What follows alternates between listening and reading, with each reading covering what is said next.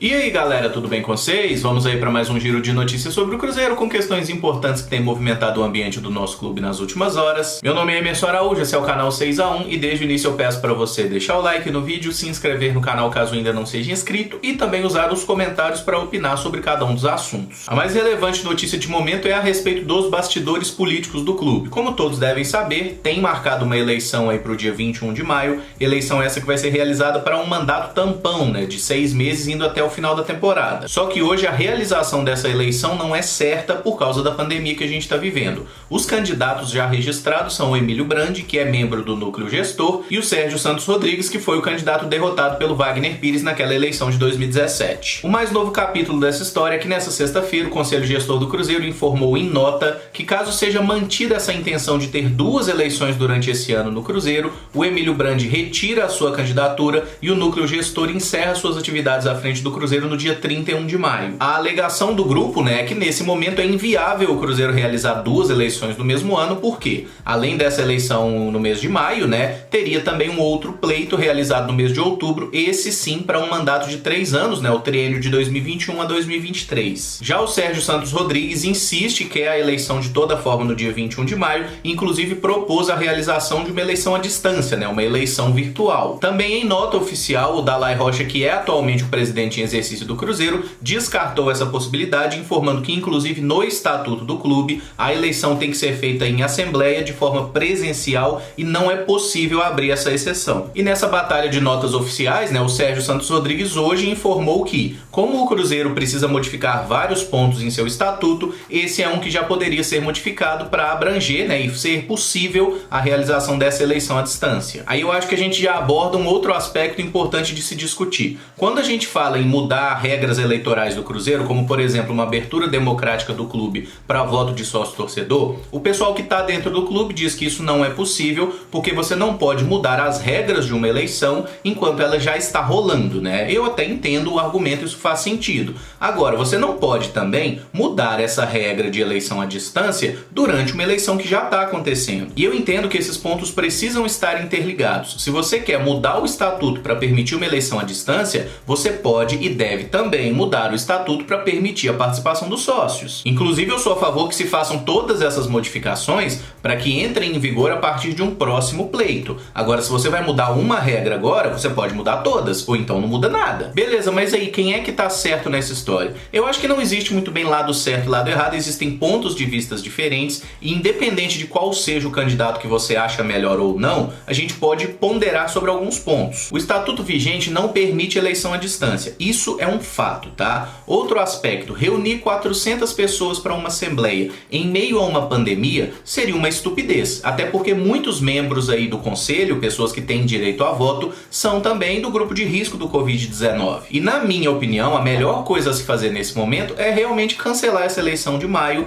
fazer somente a reeleição em outubro, porque independente de quem seja o presidente do Cruzeiro agora, o futebol tá parado. Seja com o Dalai, seja com o Brandi, seja com o Sérgio, seja o Raposão de presidente do Cruzeiro, o futebol tá parado. Ninguém vai ser contratado, não vai ter jogo. Acho que até fim de maio, provavelmente abarcando também o mês de junho, não vai ter futebol. Na minha avaliação, o núcleo gestor tem feito um ótimo trabalho à frente do Cruzeiro até aqui. É claro que cometeu os seus erros, a gente pode citar os erros aí no departamento de futebol, a escolha de Adilson Batista e do Ocimar Bolicenho, mas foram erros já corrigidos, A gente olha hoje, Drubsky e Anderson passam muito mais confiança pra gente e há um entendimento de que a coisa vai começar a caminhar bem. Na parte de gestão do clube, eu particularmente entendo que se não fosse o trabalho do Conselho Gestor, talvez nem existisse mais Cruzeiro nesse momento ou tivesse muito pior do que tá hoje, tá? Pra quem acha que a coisa tá ruim, não entende o tamanho do buraco que o Cruzeiro se enfiou. E como comentei em outras oportunidades e sigo pensando assim, você fazer 2 eleições em um ano com um espaço menor do que 6 meses entre elas é causar uma instabilidade política durante toda uma temporada, um caos desnecessário para quem já tá no meio do caos. E aí tem outro detalhe, o pessoal do núcleo gestor, inclusive o Emílio Brandi, já deixou bem claro que eles não querem ser presidentes do Cruzeiro por 3 anos. A ideia deles é apenas fazer o trabalho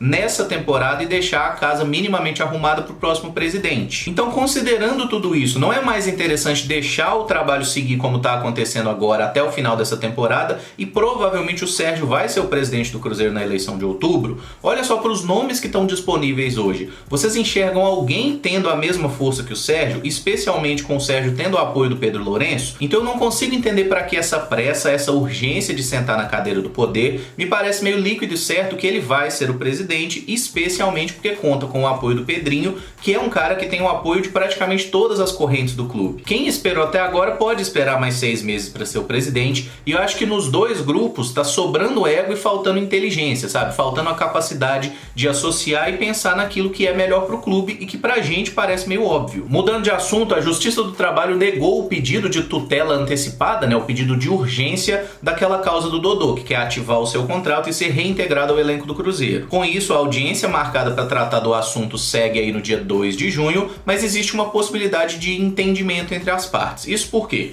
Tanto o Carlos Ferreira quanto o Ricardo Drubski sinalizaram com o interesse de reintegrar o jogador, mas para isso precisaria haver uma readequação nos pagamentos dele. Hoje o teto que o Cruzeiro está pagando para os jogadores é de R$200 mil. Pelo contrato que o Dodô tem assinado com o Cruzeiro até dezembro de 2023, o salário dele é de R$330 mil. Ele precisaria negociar isso aí. Além disso, tem aquele valor ridículo de luvas que foi prometido no pagamento para o jogador, que está em contrato e vai ter que ser pago, um valor de R$8.800.000. Pelo contrato original, esse valor de luvas ele era parcelado em algumas vezes de mais de R$300 mil, e no segundo ano esse valor ia para quase R$600 mil.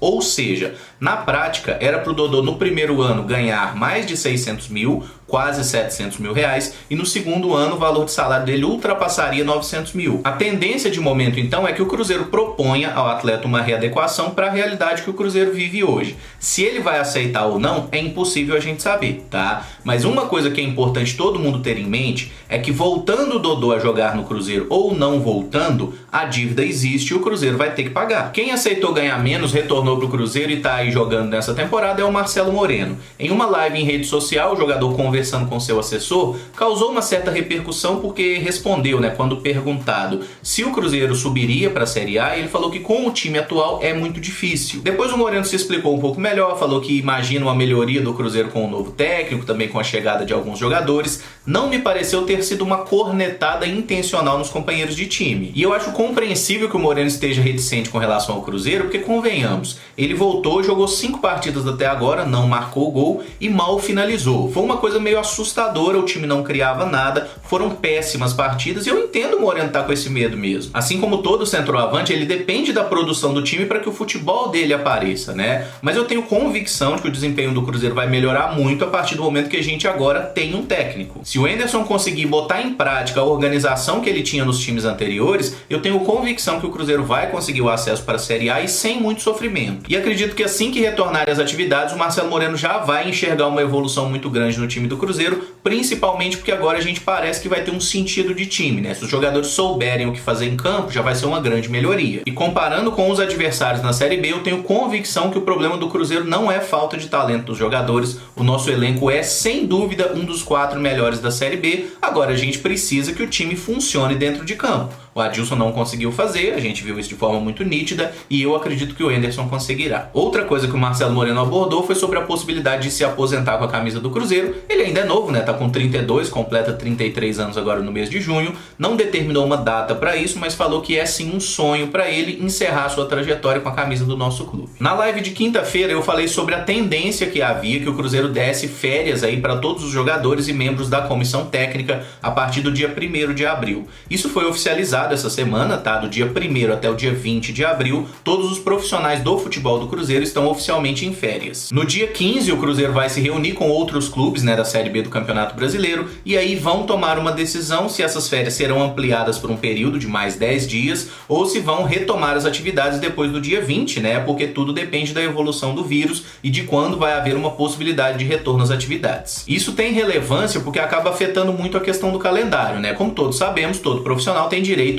a 30 dias de férias remuneradas por ano. Com os jogadores tirando 20 dias agora, restariam 10 para ser compensados ali no final de temporada. Se porventura eles tirarem as férias inteiras agora no mês de abril, aí a possibilidade do calendário se estender até o final do ano ou até varar o 2021 é muito provável. Na Europa, por exemplo, os clubes normalmente fazem pausas no final do ano e depois continuam o campeonato. Mas hoje o cenário mais provável é que nas festas de fim de ano, aquele período de Natal e Ano Novo, haja uma pequena pausa, mas não um longo recesso de 30 dias dias como a gente está acostumado a ver. Bom, galera, o vídeo fica por aqui. Se gostou, deixa o like, se inscreve no canal caso ainda não seja inscrito e usa aí os comentários para deixar a sua opinião sobre cada um dos temas. Muito obrigado por acompanhar, um abraço e até o próximo vídeo.